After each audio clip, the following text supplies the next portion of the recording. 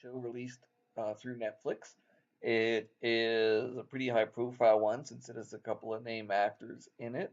And so far, some folks who I follow haven't reviewed it yet, so I'll review it. Hey, okay.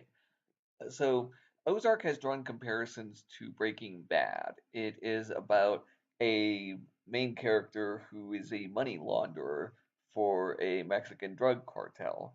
And in order to stay alive, basically, he has to move down to southern Missouri and figure out a way to launder an awful lot of money. That's the basic plot. And since there's an angle with drugs and cartels, then it's drawn comparisons to Breaking Bad. I think that it is more comparable to Justified in terms of its tone and location.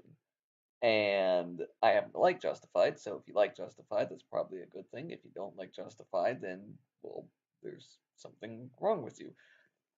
However, if you're one of those sane individuals that likes Justified or haven't heard of it, but would of course like it if you actually watched it, then you will probably like Ozark. It has some strengths to it, including the acting, and the Bateman character is not really a dynamic presence.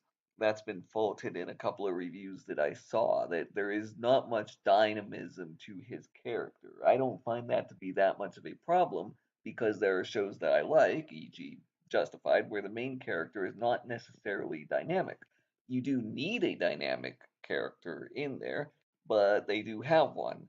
A secondary character, not really a secondary character, but a supporting character named Ruth is much more of a dynamic presence in the show. So she's more analogous to, say, Boyd Crowder in Justified, and Bateman's character Marty is more of I wouldn't say passive, but he is more of a calmer or whatever character.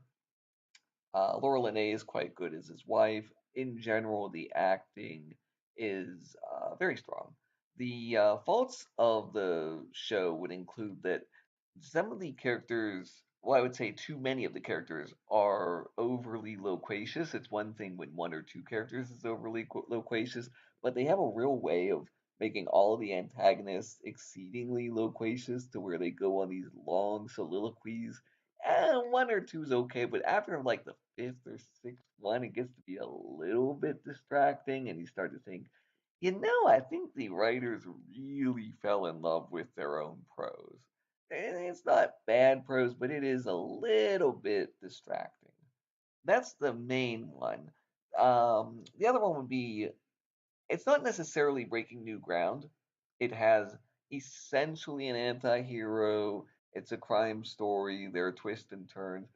You're not going to see anything particularly new here, but that being said, and those critiques being said, I would say that the strengths still outweigh the weaknesses. It's a show that I enjoyed particularly in the second half of the season, and a show that I would recommend.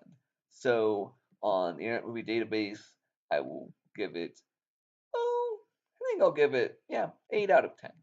That's a somewhat generous rating, but it's a good show. I think that you'll enjoy it. So that's my review of Ozark.